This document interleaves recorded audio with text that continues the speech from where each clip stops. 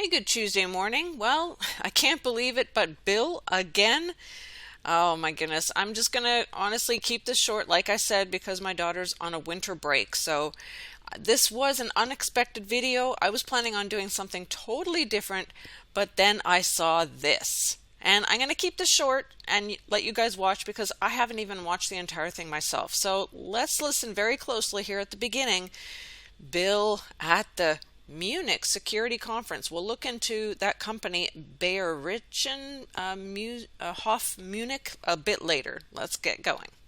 Do sero surveys in African countries, you get well over 80% of people have been exposed either to the vaccine or to various variants. And so, what that does is it means the chance of severe disease, which is mainly associated with being elderly and having obesity or diabetes. What that does is it means the chance of severe disease, which is mainly associated with being elderly and having obesity or diabetes. Those risks are now dramatically reduced because of that infection exposure. Vaccines, it took us 2 years to be in oversupply. Today, there are more vaccines than there is demand for vaccines. And that wasn't true. And next time we should try and make it, instead of 2 years, we should make it more like 6 months. I don't know, maybe I understood him wrong about severe disease and the elderly, whichever case may be, but I think that maybe people don't want it badly enough. At least in Africa, where it's only as low as maybe 12-15% that people have taken the shot. I'm just saying, I'll add up the link for that video if it was on my second one. I'll make sure it's there. But let's keep going.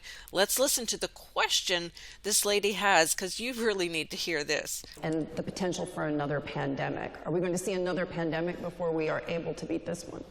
Well, we'll have another pandemic. It will be a different pathogen next time.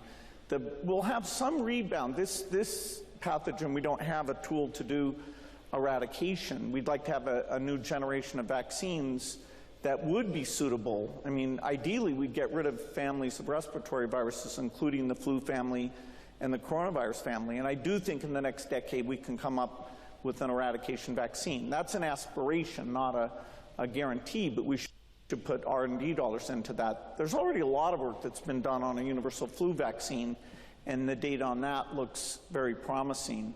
So we'll have rebounds, but they'll be more typical seasonal flu levels, where, of course, we don't generally shut things down, although in the future some degree of mask wearing probably will be indicated, but we won't get death levels at the kind of acute level that we're still experiencing today as the Omicron wave passes through on a global basis.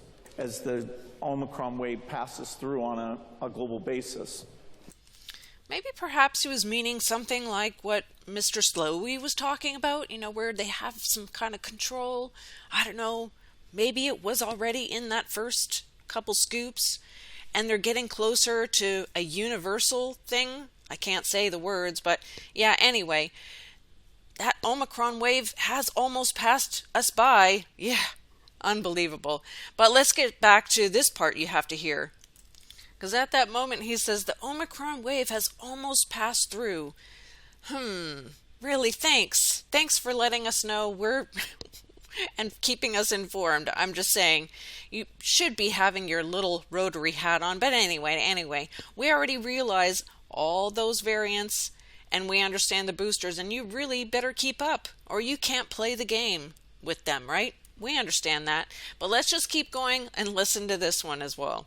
How disturbing is it to you that we see regimes like China and various other authoritarian governments taking advantage of the fact that they are able to control the populations to a much higher degree as a result of having access to their medical information and access to their movements via these apps and other devices that supposedly are keeping people safe, but at the same time allow governments a backdoor into people's lives?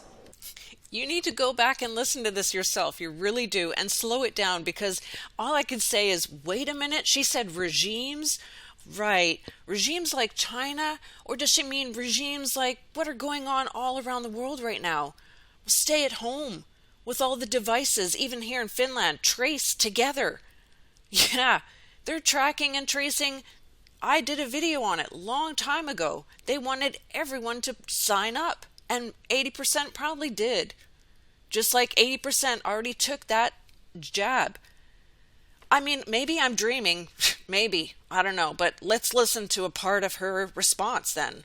Excuse, for example, to use the police to clamp down on the movement of their societies as well. So it's particularly in those countries where you've already seen a standoff between their governments and society, those countries where there's already deep distrust.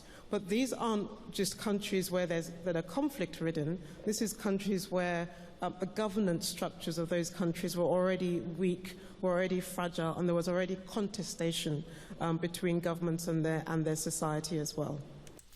So those countries using police, I don't know about you, but does Canada seem weak? Does the Commonwealth seem weak? Do all these countries right there seem weak? I don't know. I don't think so, Bill, sorry, or you there on the podium. But then, of course, the lady does correct her and say this is occurring in Canada as well. I'll let you hear that as well. Beyond just the most vulnerable countries, that's also happening in democracies in the West, most particularly in Canada. I know that they were arresting people in Ottawa who've been protesting vaccine mandates earlier today. Foreign Minister, I'd love it if you would address that for us, because that's a deep concern to many in the West, that it seems as if your Prime Minister does not have a handle on the situation. She just came against a president in this forum. I just can't believe it. And then is asking their one leader to come up and answer that. So yeah, you can see clearly what's going on in Ottawa, all that they're saying. And then even Pedro noticed that there are UN planes there. So are they actually MPs or are they the UN with blue hats, but maybe they just took them off? I don't know. I'm just saying. A lot of weird things are happening, but sure, let's listen to just a second of her response to this. Foreign Minister, I'd love it if you would address that for us, because that's a deep concern to many in the West, that it seems as if your Prime Minister does not have a handle on the situation. Well, first and foremost, I think we can be proud of Canadians that have decided to get a vaccine, and we're now at a level of 80% for all the population of Canada, kids 5 years old and up. Yes, so proud. Yes, we are so proud. So proud of you who all got that scoop, right? For not doing your homework first and just really trusting and listening to the media wholeheartedly. So, way to go, media. You did your job. Yep, they listened. Look, I'm out of time. I haven't even listened to the entire thing. All I can see is it's a different day, but the same old thing. And if you look at the company logo, where they're even at, these are a few of the pictures you'll find on Facebook. Yeah. But here are just a couple others, and the same old symbolism that you can see in most other companies, right? Unbelievable. Anyway, be wise as serpents and innocent as doves. That's what I keep saying. Listen and watch so closely to what they're saying and doing. I'll try to remember to upload that video if it's not already on this site. More on my BitChute and my other channel. Just remember, He will direct our paths if you just keep trusting and praying and trusting in Jesus alone. All right, God bless. Take care. Have a great day.